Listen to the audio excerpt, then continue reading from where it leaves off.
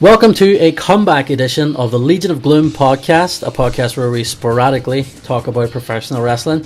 Today we're going to be talking about one of the most infamous pay-per-views of all time. But before we get started, it really helps us out if you're following us on your chosen method of social media. So follow us on Twitter at LOG Podcast, on Instagram at Legion of Gloom Podcast, and find us on Facebook and YouTube as Legion of Gloom Podcast. Also to note, I'm trying something a bit new with this today in that this is going to be recorded mainly with the intention of being a video more than an audio episode. It will also be available as audio only, so if you are listening that way and it sounds a bit odd in any way, now you know why. So without further ado, let's get on with the show.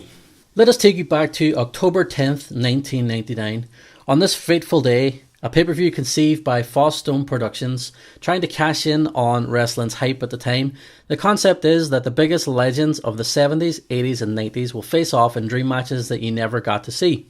Sounds good, right? Well, it worked out eventually for the Legends Wrestling video game, as well as WWE All-Stars and WWE 2K games, except there's one major difference.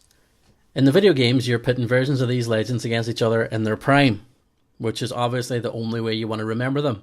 In 1999, most of these people, their primes were further behind them than their last sobriety test. The result was an absolutely abysmal pay-per-view that was equal parts depressing and hilarious, probably, in truth, leaning harder towards depressing.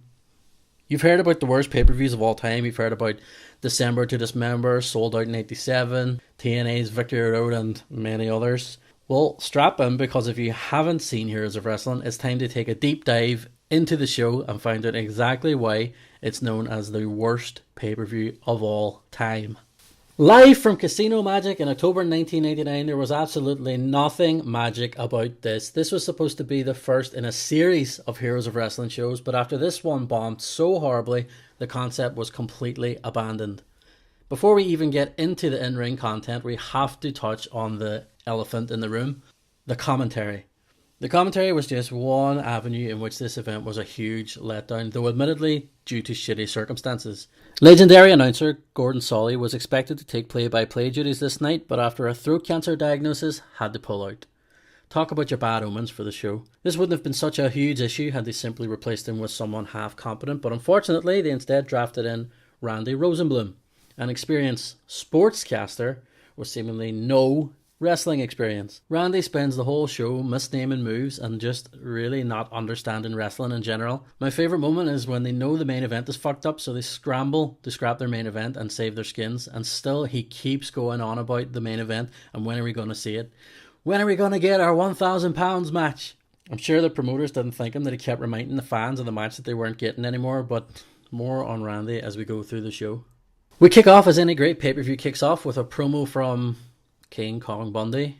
He's in the middle of proclaiming himself as the greatest super heavyweight in the history of wrestling when an even bigger super heavyweight, a 700-pound Yokozuna, barges in, or we should say the man formerly known as Yokozuna, as they call him throughout the show because they can't legally call him Yokozuna, apparently. The two are pulled apart as they argue about who is actually the best big guy around, and it is legitimately scary how huge Yokozuna is here. So after an introduction, we get a few seconds of black screen, just to show how much of a top-notch production we're about to be in for. And we get a split-second tribute to Gorilla Monsoon that you literally would blink and miss. Then we open with a promo package and commercial for Casino Magic showing off its lovely golf course and about 4 old people playing cards, which, I don't know about you, but I think that's the perfect setting for wrestling, don't you think? The ring announcer gives us the oddest introduction I've ever heard for a wrestling event. He's clearly inspired by Michael Buffer and trying to get his own catchphrase going. Unfortunately, he's gone with, "So throw down your toys and get out of the sandbox. Playtime's over, because tonight somebody's going to get their ass whooped tonight in here." Needless to say, Michael Buffer can sleep soundly at night knowing that this didn't become the well-known catchphrase that Ready to Rumble did. He goes ahead and announces the Samoan SWAT team as we see a graphic for their opponents instead. And at this point, we're only 6 minutes in, folks, so get ready for more of this. Our first match of the evening pits the Samoan SWAT team against Marty Jannetty and Tommy Rogers. And I need to note right away, before it distracts me throughout, that there's an advertisement, not printed on the apron, but it's like lying on the hard camera side of the ring, and it immediately gets knocked over. It distracted me the whole show, and I couldn't stop looking at it. Will it fall down? Won't it fall down? At the end of the day, it took more bumps than the Iron Sheik did. Randy Rosenblum immediately shows off his knowledge by calling a drop kick a leg kick, as the faces clear the ring. Then he calls an arm drag, a slam takedown, and Dutch immediately takes him to task early on, starting the best rivalry on the card, in my opinion. Cousin there.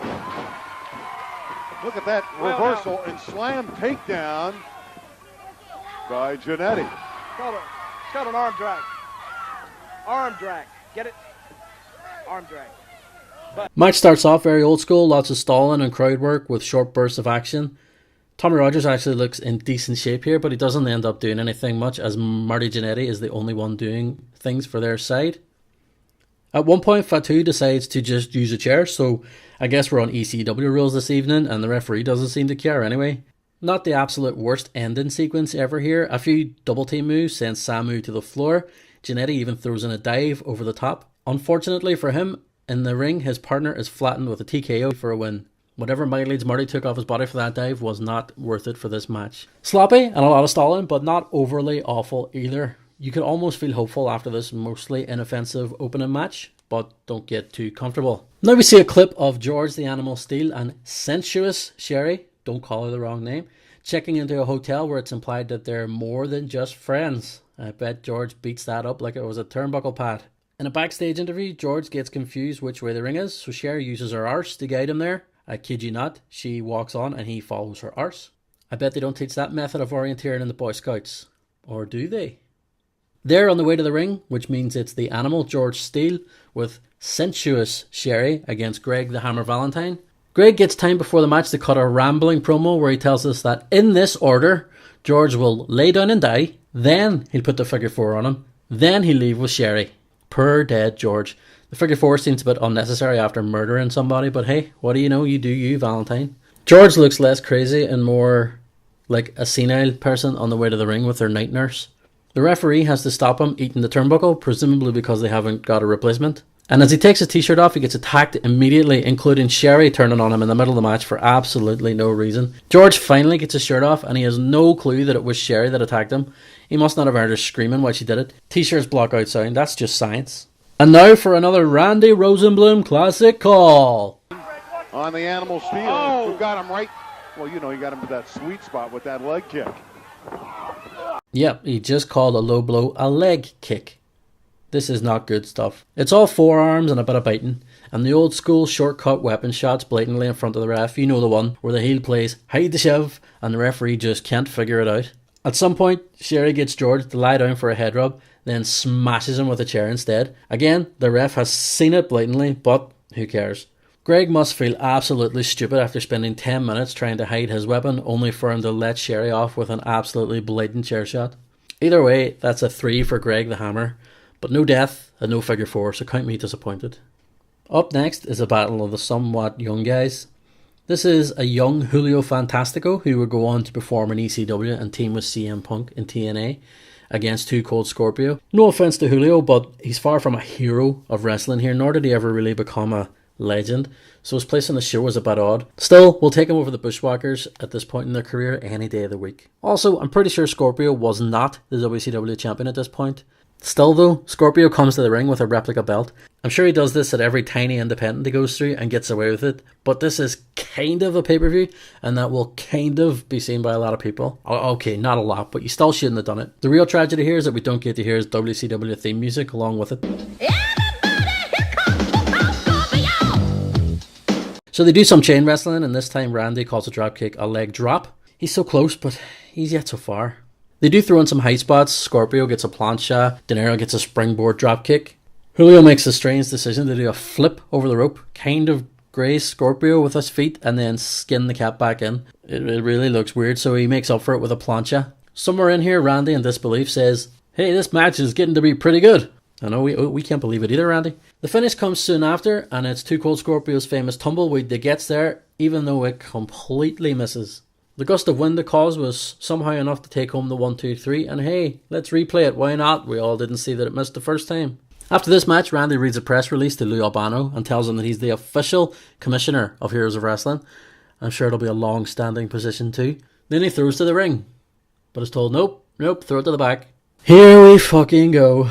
Iron Sheik and Nikolai Volkov against the Bushwhackers. Iron Sheik sets the tone by barely being able to get in the ring and walking like he just rode a horse all the way from Iran to Casino Magic. First, their manager Breznikov does a Russian accent so bad that it makes Lana look like Meryl Streep.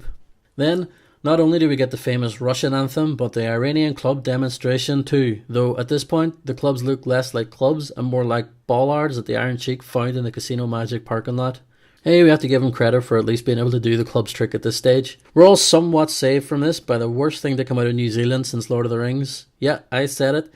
And this match feels like watching them all back to back, including the 2 Hobbit films. What follows is one of the most dire pro wrestling entries you'll ever have the misfortune to witness. This isn't old fashioned, this isn't 80s style, 70s style, 60s style. This is shite. Volkov strokes the sheep herders with his knee, clotheslines miss completely, they stomp each other like they're trying to wipe kangaroo shit off their shoe rather than hurt each other. The fans chant USA even though the bushwhackers are from fucking New Zealand.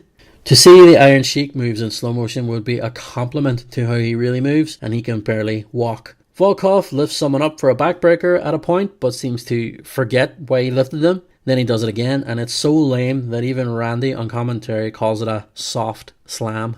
In a while, Sheik takes his only bump of the evening for the finish where Volkov accidentally blasts him with an object, and it is mercifully over.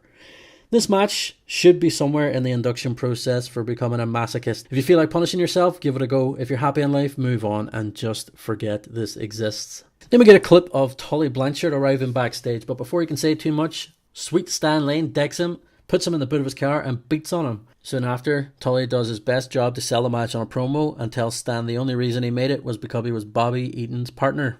Ooh, harsh. This was one of the highlights of the show, so kudos to Tully for that. This obviously sets up our next match, which is Sweet Stan Lane against Sawyer Tully Blanchard. Not much to mention here, it's nowhere near as offensive as the previous match, but also not notable in the slightest. The most notable thing about the match is the director insisting on capturing women's reactions to Stan Lane as the commentators try and sell him as still desirable as he was in the heyday. This includes catching most women in the crowd looking indifferent, bored and wondering why they're there. And hey, if cutting to the crowd means you miss some moves and stuff, why not? Go for it. Hasn't stopped you so far. The finish is one of those I hate. Stan Lane backdrops Tully and both shoulders are down, but only Tully manages to get his shoulder up. Lane thinks he's won, but it's given to Tully, even though replays show that Lane's shoulder wasn't even down. Shit finish for a match that plodded along.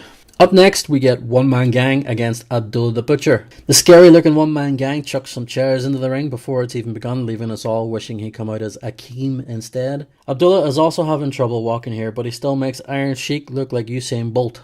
And as is tradition, he has bladed within the first 3 minutes. It's all One Man Gang here, using the chain to batter and choke Abdullah until Abdullah finally comes back with one shot that manages to bust the gang open as well. Soon after this, Abdullah drinks some of his own blood in the ring. Yep. This is slow, lumbering, weapons based, and as expected, out comes the fork and it goes straight into One Man Gang's head. Abdullah gets a big fork shot in and then throws the blood covered fork into the crowd. Someone got an interesting souvenir that night in the form of hepatitis. You won't see that on Monday Night Raw anyway. Then they brawl to the outside, surely even getting blood in the crowd just to make sure no one feels left out.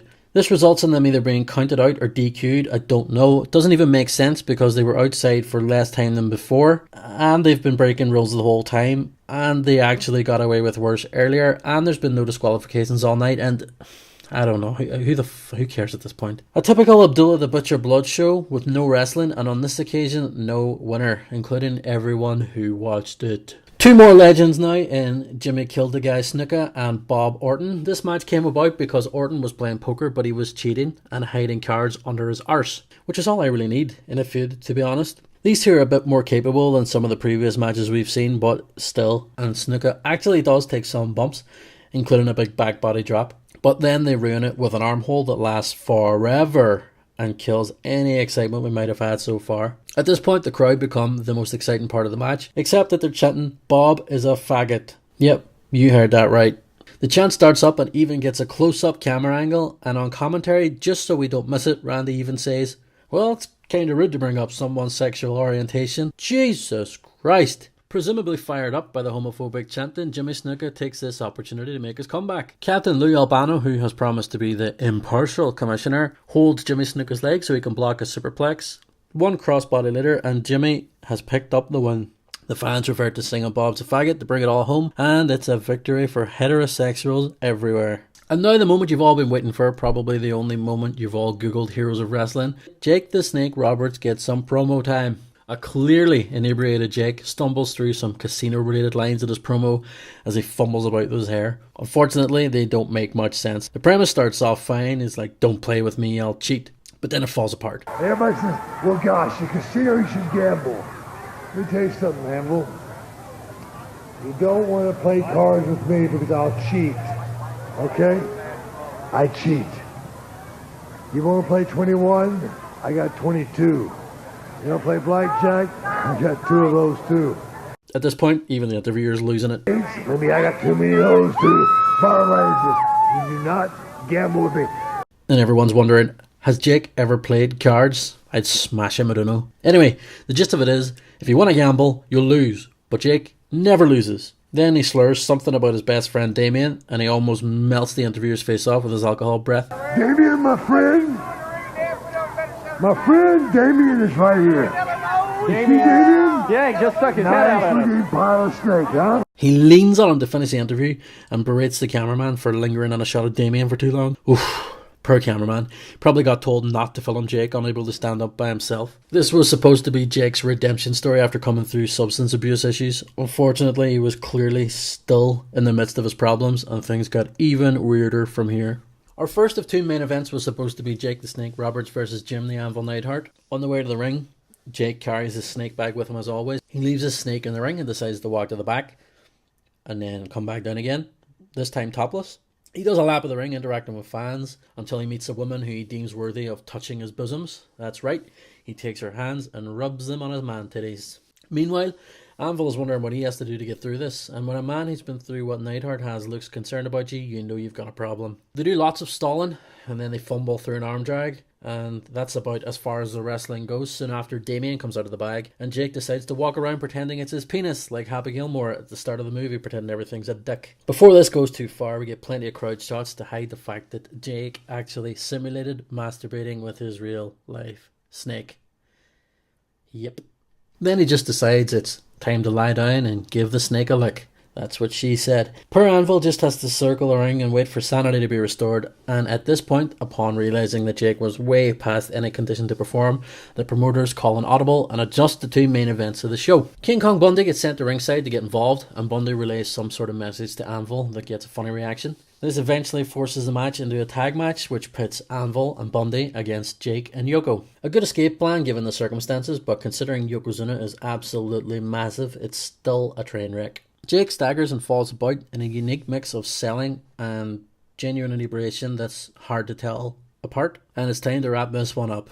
Yokozuna is a legal man, but Bundy simply pushes Jake over on his arse, splashes him and takes the win to mercifully end this contest and get out of here with a modicum of reputation still intact. Yokozuna grabs the producer who'd run out to try and send the fans home happy with a DDT for Jake. So he gives him to Jake, but Jake is too drunk to realise. Instead, Yokozuna drops the guy with a Samoan drop. Jake gently places the snake on him as the show abruptly ends. What we didn't see at home was that Jake started to take off his clothes in the ring. A real treat for the fans in attendance. What an adventure that was. Obviously things are much better now for Jake, but this was his demons at their absolute worst. And while we poked fun at crazy things like this was a genuinely serious situation for Jake. He did eventually get his redemption. He made his appearance on Raw looking more like the Jake of old. The documentary, The Resurrection of Jake the Snake, is a fantastic redemption arc and a happy ending to this whole story. And, of course, he got his Hall of Fame induction. Yokozuna wasn't so lucky and unfortunately passed just a year after this, but his legacy lives on in the Hall of Fame also. In summary, this show proves that despite their histories, there's only so far a show can go on nostalgia. Especially when so many of the performers are completely broken down, nostalgia doesn't have a chance to come out on top. We can look at these guys with rose-tinted glasses all we want, but they had their time and their sum for a reason, and maybe it's best left there. I don't know if the promoter checked in on any of these guys before booking them, but holy hell, 5 minutes of research surely would have shown that most of them couldn't go anymore, let alone walk. The Bushwhackers tag team match and the main event are obviously 2 particular sad points. The show in general and Jake's redemption arc was a nice idea, and obviously outside factors ruined that, but I'm not even sure that would have saved this show. It's true it features some legends, but it was not a good showing for any of them really, proving that sometimes your memories are just best left in the past. Still, it's hardly their fault, as they were in demand and they deserved to try and get out there and make a payday off the nostalgia that was rife at the time. They were just, for the most part, so far past their prime that they didn't stand a chance of putting on a good show. Still, we should note that there are some genuine Hall of Famers here. Jake, Yokozuna, Bob Orton, George Steele, Greg Valentine, Iron Sheik, Nikolai Volkov, the Bushwhackers, Jimmy Snuka, and even Abdullah the Butcher have made it to the WWE Hall of Fame. Randy Rosenblum's invite is still pending. Let's try and honour these heroes by remembering in their prime, rather than for this ill-fated one-off event from 1999, because on this night, the heroes of wrestling did a clean job to father time. That's it for this special edition of the Legion of Gloom podcast. Please follow us on Twitter at LOG Podcast, on Instagram at Legion of Gloom Podcast, and find us on Facebook, YouTube, and Soundcloud as Legion of Gloom Podcast. If you have any suggestions for episodes you'd like us to cover, just get in touch and let us know. Until next time, Somebody's going to get their ass whooped tonight in here.